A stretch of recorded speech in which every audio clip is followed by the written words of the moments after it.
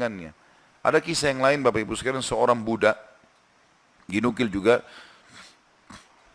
dia sangat soleh. Karena solehnya waktu lagi diperjualkan, belikan di pasar, maka ada seseorang orang soleh juga kaya beli dia.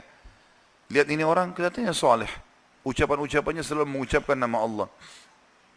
Diajak ke rumahnya orang soleh ini, orang kaya, lalu dikatakan pilihlah tempat yang kau mau. Ada banyak budak-budaknya yang bekerja, pilih yang kamu mau. Dia tunjuk tempat yang paling pojok dan sudah agak rusak.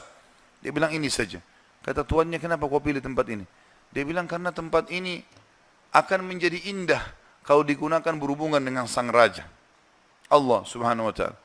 Kata tuannya, baiklah terserah. Diperbaiki sama dia, kemudian dia mulai ibadah.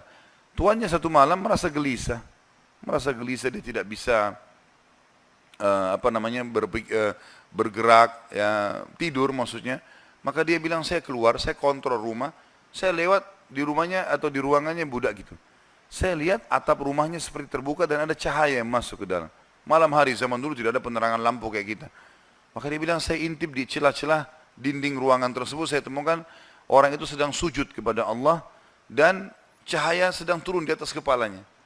Maka saya dengarkan doanya dari malam sampai pagi. Dan selalu dia ucapkan, setiap dia minta hajat, lalu dia mengatakan, ya Allah, penutupan doanya, sesungguhnya kalau bukan karena haknya Tuanku sekarang ini, yang aku harus berikan, maka aku akan habiskan seluruh umurku ibadah kepadamu. Maka ini orang sampai menjelang subuh baru dia tinggalkan. Setelah didengarkan doa-doa yang indah dari budak ini, kemudian dia pulang ke rumah, ke kamar tidurnya. Istrinya tanya, kemana saja? Dia bilang ceritanya seperti ini. Istrinya awalnya tidak percaya. Dia bilang, baik, besok malam kita sama-sama ke sana. Besok malam diajak istrinya, dilihat. Terjadi hal yang sama. Cahaya yang terang, orangnya lagi sujud, dia ucapkan kalimat-kalimat doa yang mulia sama. Akhirnya mereka sepakat suami istri, kita bebasin aja budak ini. Ketuk pintunya menjelang subuh, kami sudah dengarkan doamu semalam, kami bebaskan kamu.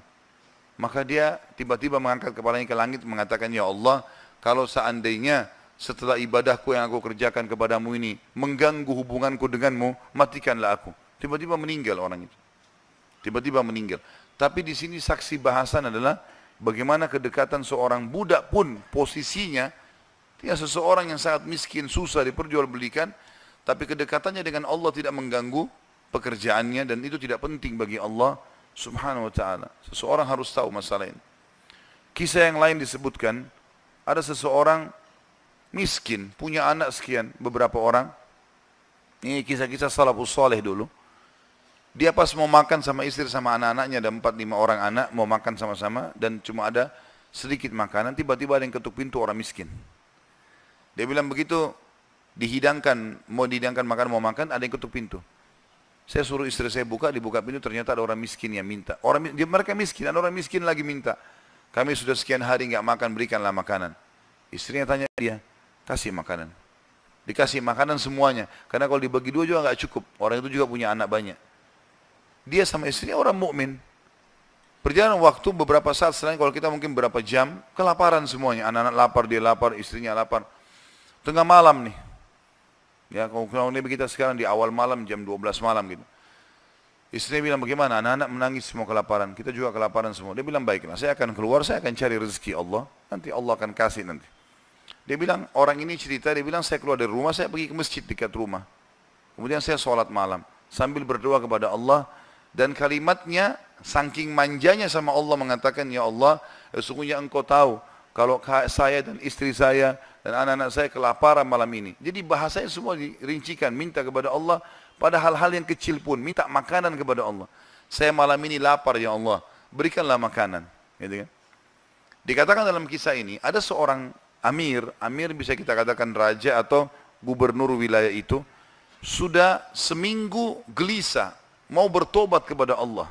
Sudah seminggu gelisah mau bertobat kepada Allah. Maka dia pun gelisah. Amir ini malam itu dia nggak bisa tidur. Dia keluar, dia ambil makanan terbaiknya, harta terbaiknya dari emas berkantong-kantong dibawa sama dia. Dia bilang, ya Allah, sebagai bentuk taubatku kepadamu, maka aku akan membagikan ini kepada orang yang membutuhkannya malam ini.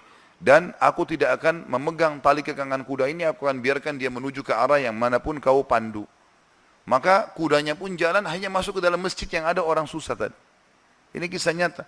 Pada saat masuk dia bilang, Amir ini bilang, saya tidak tahu kenapa kuda saya ke sini. Tapi ini rumahnya Allah. Pasti ada sesuatu. Dia bilang saya turun dari kuda, saya masuk, saya temukan orang itu lagi berdoa. Dan doanya minta makanan. Maka saya pun berkata kepada orang tersebut setelah dia salam, saya sudah dengarkan doamu. Dan saya salah satu hamba Allah, dia bilang. Dan saya pemimpin Amir ya, wilayah ini. Saya niat taubat dan saya ingin memberikan ini. Maka saya berikan kepadamu. Ambillah harta ini, uang ini. Uang ini cukup untuk dia menjadi orang kaya. Karena banyak sekali. Dan makanan juga sudah cukup. Dan dia bilang, Amir ini bilang, pemimpin ini bilang, kalau seandainya kau butuh apa-apa datang ke istana saya saja. Jawaban orang itu di depan raja tadi, pemimpin wilayah ini, dia bilang, kalaupun saya butuh saya tidak akan datang kepada anda. Tapi saya akan datang kepada Tuhan anda dan Tuhan saya, Allah yang telah membuat anda datang malam ini membawakan makanan. Coba kita bayangkan kalau kita di posisi orang ini teman-teman sekalian. Kalau misalnya kita lagi punya hajat, kemudian ada satu orang yang kaya datang kepada kita. Kemudian dia menawarkan kepada kita solusi. Misalnya kita terlilit utang, atau misalnya kita mau bayar rumah sakit, atau apa saja. Lalu datang orang mengatakan, baiklah saya akan bayarkan. Mungkin pikiran kita pendek sampai di situ. Kita akan mengatakan, baiklah. Apalagi dia bilang, pokoknya butuh apa saja datang ke saya. Ini nomor telepon saya. Saya yakin kita akan lupakan Allah itu. Kita akan ke orang itu. Ambil pelajaran dari orang soleh ini. Di depan orang itu dia mengatakan, saya tidak akan datang kepada anda, tapi saya akan datang kepada Allah, Tuhan anda dan Tuhan saya yang telah membuat anda datang membawa makanan malam ini. Jadi justru kalau sudah dapat solusi, jangan malah jauh dari Allah ini. Malah harusnya jadi lebih dekat kepada Allah SWT. Allah menggunakan seorang dokter, resepnya bisa membuat kita sembuh, bukan karena resep dan dokter itu, tapi karena Allah SWT yang ingin itu. Gitu kan? Harusnya kita jadikan sebagai momen untuk lebih dekat lagi kepada Allah. Dan kita mengatakan, ya Allah, sebagaimana engkau mudahkan dokter ini menjadi penyebab aku sembuh, maka mudahkanlah setiap kali aku mengalami sakit misalnya, maka kesembuhan datang dari sisimu, bukan lagi dari dokter atau dari obat itu.